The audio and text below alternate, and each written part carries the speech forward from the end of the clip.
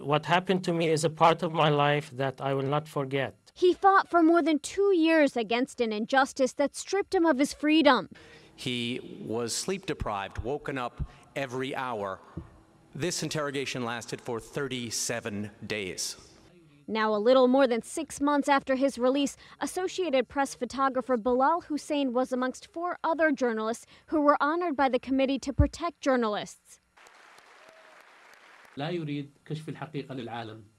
Iraq is one of the world's most dangerous countries for journalists to live and work in, because some of the parties at conflict did not want the truth to come out. Addressing the crowd via satellite, Hussein talked briefly about his traumatic experience while in an Iraqi jail, but he vowed the ordeal just made him stronger. If I had to go through this again, I will not hesitate if it is to get the truth out, because I know I will not be alone. The recipients all shared the same battle through adversity. Journalists Danish Karokel and Farida Nexad fight constantly to maintain a free press in a Taliban-dominant Afghanistan. Although journalist Andrew Mavwenda faces the possibility of arrest on a daily basis in Uganda, his determination not to be silenced keeps him going. But it is simply that we believe that it is better for us to die on our feet than to live on our knees. Thank you very much.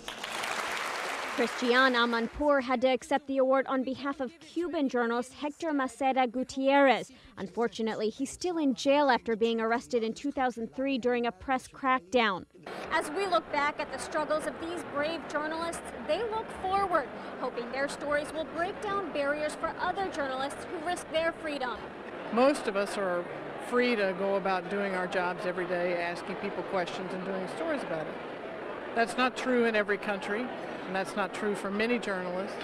And the CPJ dinner brings the world's attention, the media in New York's attention, to the cases of these people who are unable to do their jobs the way that we enjoy doing our jobs. And perhaps these small stories of hope will shine a light on all those journalists fighting to keep freedom of the press alive.